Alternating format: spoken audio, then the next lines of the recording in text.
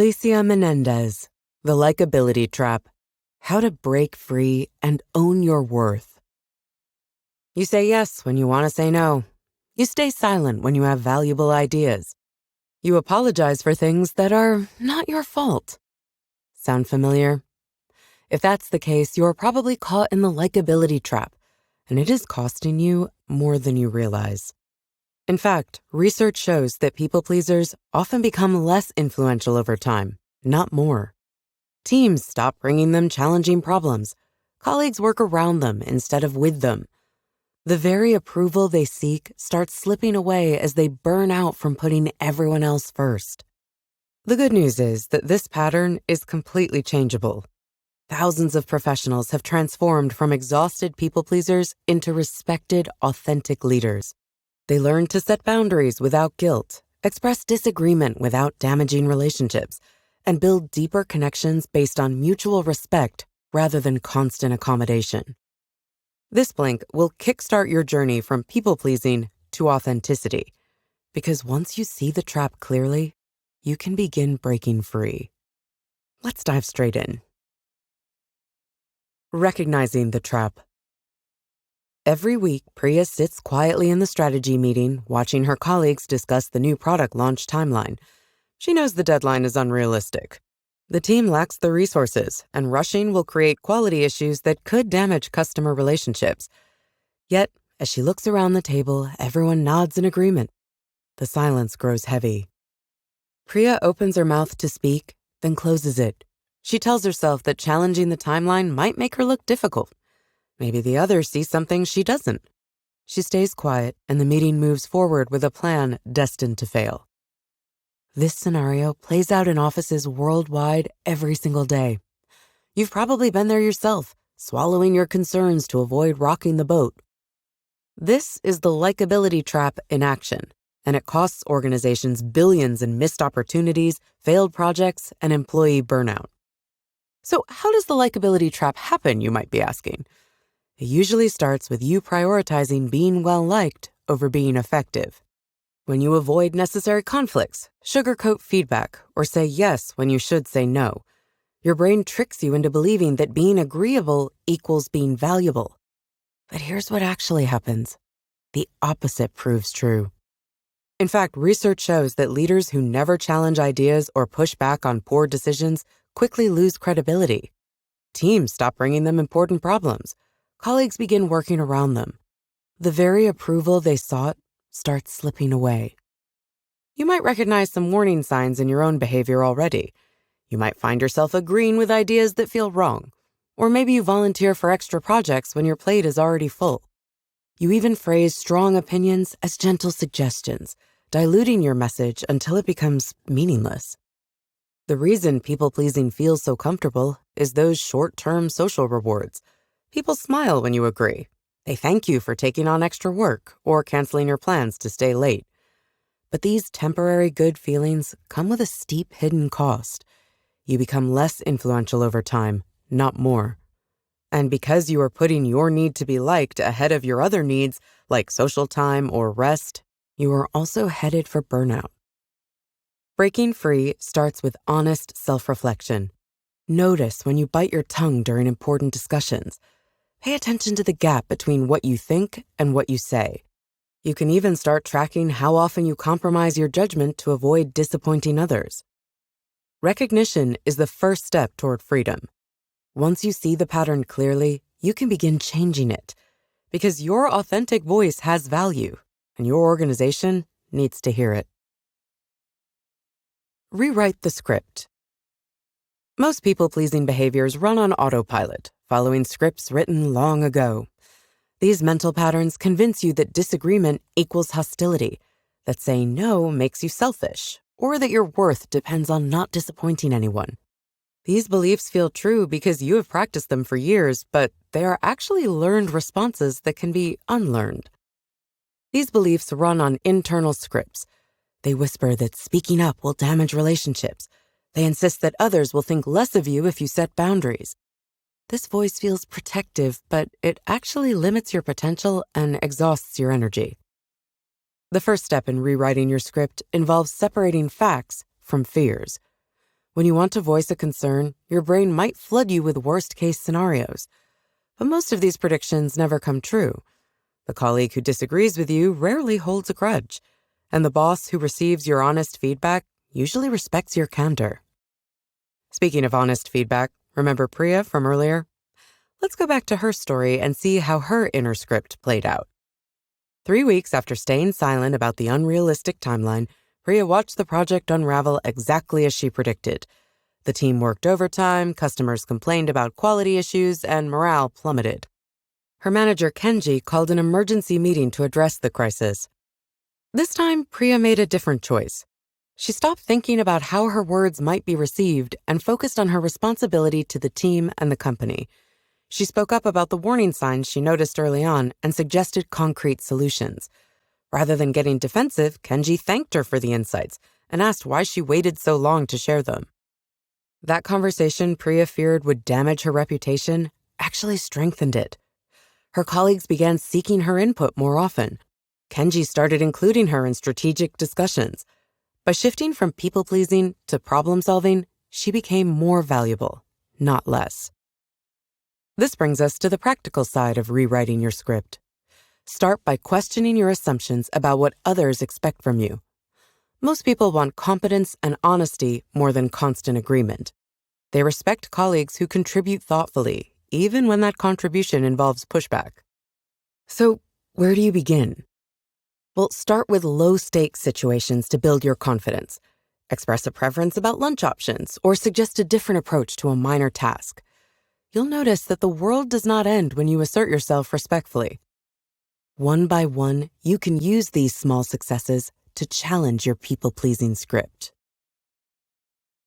From people-pleasing to authenticity. Once you recognize the trap and start rewriting your internal script, you'll face a new challenge: rebuilding relationships based on authenticity instead of approval-seeking. This process feels uncomfortable because you are changing the rules of engagement with people who have grown accustomed to the inauthentic you. Many recovering people-pleasers worry that others will reject their more authentic selves. This fear makes sense because some relationships were built entirely on your willingness to say yes, avoid conflict, and prioritize others' needs above your own. But here lies an important truth.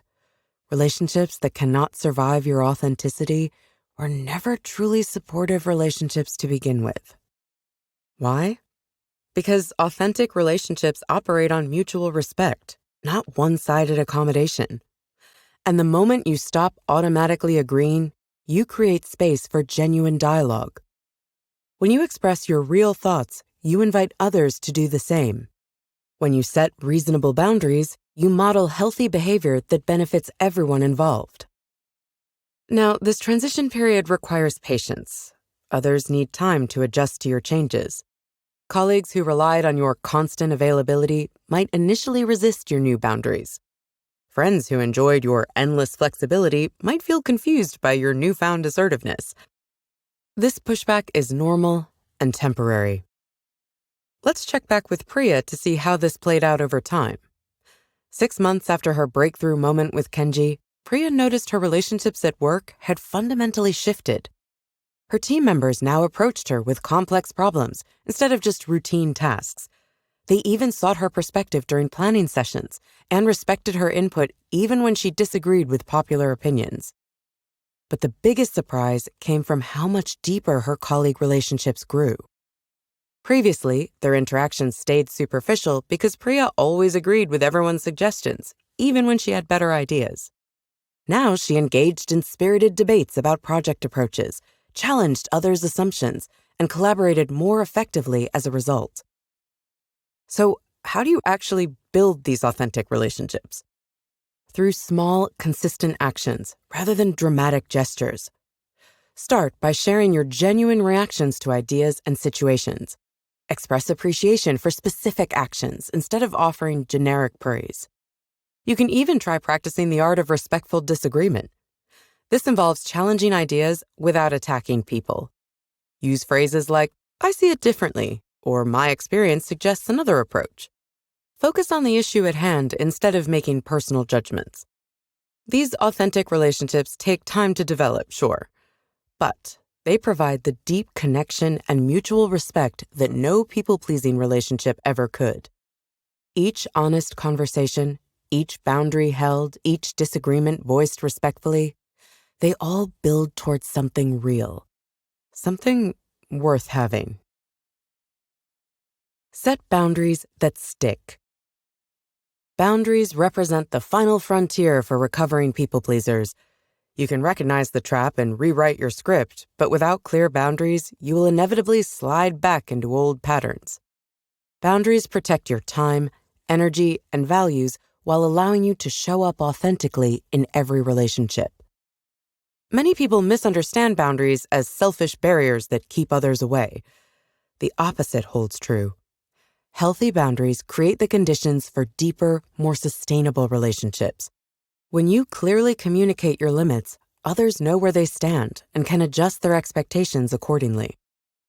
The key to effective boundary setting lies in being specific rather than vague. This involves saying exactly what you can and cannot commit to, rather than claiming you're too busy. Rather than hoping others will sense your discomfort, state your needs directly. This is because clarity prevents misunderstandings and reduces the need for repeated conversations about the same issues. Timing matters too. Boundaries work best when you set them proactively rather than reactively. Think about it.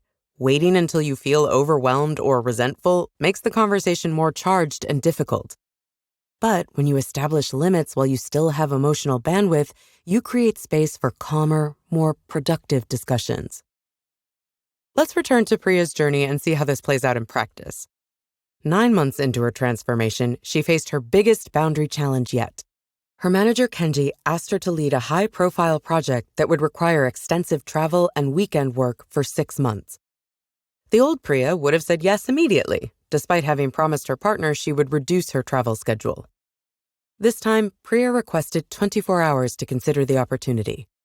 She evaluated the project against her current commitments and personal priorities. When she met with Kenji the next day, she expressed genuine interest in the project, but explained that the travel requirements conflicted with family commitments she had made. Rather than offering a flat refusal, Priya proposed an alternative. She could lead the project if they restructured it to include virtual meetings for half the client visits. Kenji initially resisted, but Priya explained how this approach might actually improve client relationships by making interactions more frequent and accessible. The result? A creative solution that worked for everyone. Priya got to lead an exciting project without sacrificing her personal commitments, and the company discovered that hybrid client engagement actually increased satisfaction scores. What can you learn from Priya's approach? Setting workplace boundaries requires diplomatic firmness. Use phrases like, "That timeline won't work for me," instead of, "I can't do that." Offer alternatives when possible, but avoid over-explaining your decisions. After all, your time and availability are valuable resources that deserve protection. Sustain your transformation. Breaking free from people-pleasing patterns is just the beginning. The real challenge lies in maintaining your authentic behavior over time, especially when faced with setbacks, difficult people, and high-pressure situations that trigger your old responses. It turns out that sustainable change requires ongoing vigilance and self-compassion when you inevitably slip back into familiar patterns. The most important thing to expect is that setbacks can happen. Even after months of progress, you might find yourself saying yes when you meant to say no, or avoiding a necessary conversation because it feels too uncomfortable. However, these moments do not erase your growth. They are normal parts of the learning process that provide valuable information about your triggers and weak spots. When you catch yourself slipping, skip the self-hatred and get curious instead. What triggered the old behavior? Exhaustion? A particular type of person? Specific phrases that still make you freeze? Map your patterns. Build strategies. The data matters more than the disappointment. Difficult people will test you hardest. They sense reformed people-pleasers like sharks smell blood. They guilt-trip when you set boundaries. They rage when you disagree. They demand your weekends, your evenings, your sanity. Your body remembers how much easier life felt when you just said yes to everything.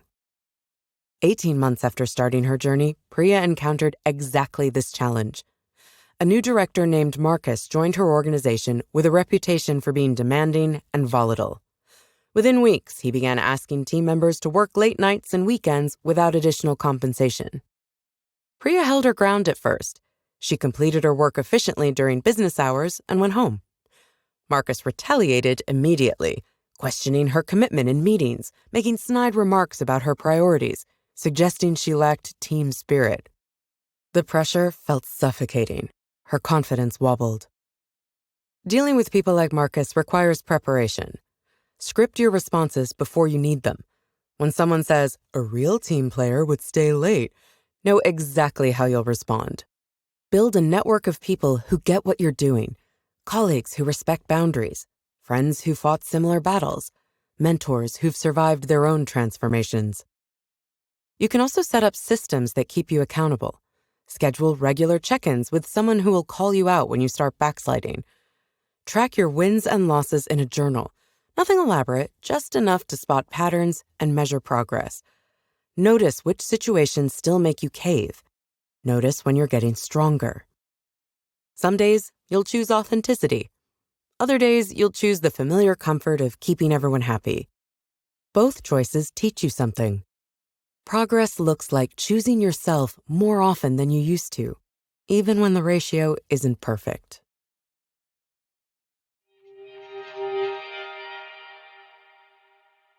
The main takeaway of this link to The Likeability Trap by Alicia Menendez is that your deep-seated need for approval from others is quietly undermining the influence and respect you seek.